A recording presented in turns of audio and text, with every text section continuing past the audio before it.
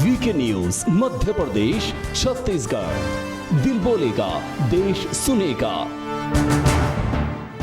कर लो तैयारी, जाग चुके हैं भगवादारी। ये लाइन हम नहीं बोल रहे, अब कौन बोल रहा है वो तो आपको खबर के आखिरी तक पता चल ही जाएगा। लेकिन दोस्तों, जानने वाली बात अब इस खबर में ये है। सबसे पहले हम शुरुआत करेंगे उस किस्से से। किस्सा ये कि इस देश में बहुत सारे लीडर आए हैं जिनकी बात सुनकर लोगों ने अपनी निजी जिंदगी में बदलाव किए हैं, जिनकी बात सुनकर लोगों के नजरियों में फर्क आया है। वो कहते हैं कि सुबह का भूला अगर शाम को घर लौटाए ना तो उसको भूला नहीं कहते। और इसी कहावत से सनातनी अब काफी खुश हैं। तमाम सनातन धर्मी जिनको शिकायत रहती थी कि चंद चीजों की लालच में कुछ हिंदू जो है अपना धर्म परिवर्तित करवा देते थे, लेकिन उन सनातनियों के लिए खबर है कि उनका देश बदल रहा है। नमस्कार, आप देख रहे हैं वीके न्यूज। मैं हूं आपके साथ तमनीश शर्मा। अभी 2 ही दिन हुए थे दोस्तों जब आरएसएस संघ संचालक मोहन भागवत ने छत्तीसगढ़ में अपना भाषण दिया था। 1 मिनट के लिए भूल जाइए दोस्तों, 1 मिनट के लिए भूल जाइए कि वो किसी संस्था से वास्ता रखते हैं। अगर उनकी बात पर गौर किया जाए, जहां पर वो धर्मांतरण को गलत बता रहे हैं, जहां पर वो धर्मांतरण को आबादी बढ़ाने वाला एक छल बता रहे हैं, तो क्या गलत है? और कितनी कमाल की बात है ना, उनके इसी भाषण के बाद छत्तीसगढ़ से कुछ कन्वर्टेड ईसाइयों की आंखें खुल गई। जी हां, मैंने बोला कन्वर्टेड ईसाइयों की आंखें खुल गई और उन्होंने ऐसा काम कर दिया जिसका उदाहरण गाजे बाजे के साथ पूरी दुनिया में बताया जा सकता है। दरअसल छत्तीसगढ़ में पत्थल गांव के खूंटा पानी में 400 परिवार के 1200 लोगों ने हिंदू धर्म में वापसी कर ली है। इन लोगों को 3 पीढ़ी पहले ईसाई बनाया गया था।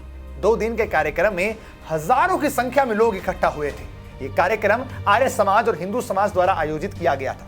इस दौरान भाजपा के प्रदेश मंत्री और ऑपरेशन घर वापसी के प्रमुख प्रबल प्रताप सिंह जुदेव ने सभी लोगों के पांव धोकर उनको हिंदू धर्म में उनका जो है स्वागत वापस किया। प्रदेश मंत्री और जशपुर राज परिवार के प्रबल प्रताप सिंह ने कार्यक्रम का हिस्सा बनते हुए कहा कि हिंदुत्व की रक्षा करना उनके जीवन का एकमात्र संकल्प है।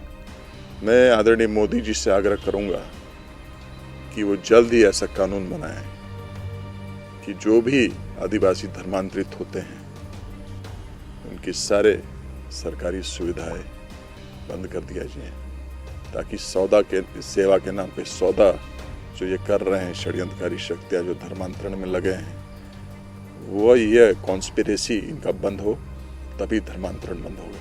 उन्होंने बताया कि घर वापसी करने वाले अधिकांश परिवार बसना सरायपाल के थे। वे बोले कि आज इतनी अधिक संख्या में लोगों की उनके मूल धर्म में वापसी अच्छे संकेत है। ये दिखाता है कि आज लोग जागरूक हो चुके हैं कि उनको वापस हिंदू बनना है।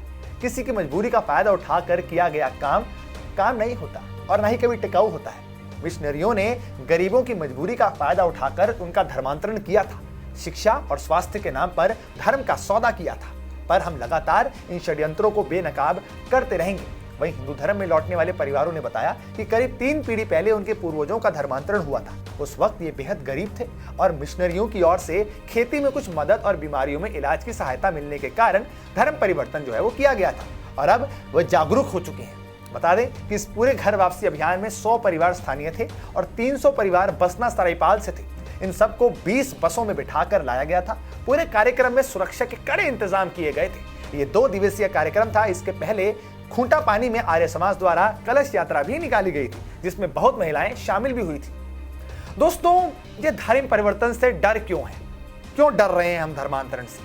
क्यों जो हिंदू थे और दूसरे धर्म में चले गए थे उन्हें वापस हिंदू बनाया जा रहा है? आप खुद सोचिए, ईसाइयों की संख्या जब धीरे धीरे बढ़ेगी तो वो अपनी प्रथाओं को बढ़ावा देंगे, अपने समुदाय के नेताओं को चुनेंगे। ऐसा ही मुस्लिम कर रहे हैं और मात्र छोटी सी लालच में एक चावल की बोरी के नाम पर जो है एक गरीब आदमी को हिंदू धर्म में बदलवाया जा रहा है और हिंदू तैयार भी हो जाता है।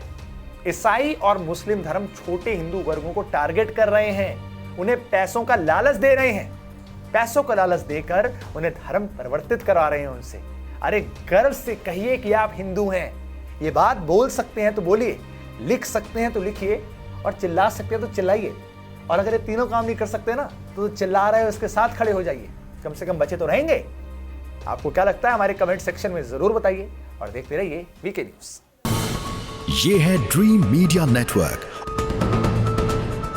और आप देख रहे हैं देश का पहला 24/7 digital news channel VK news, राष्ट्र के नाम।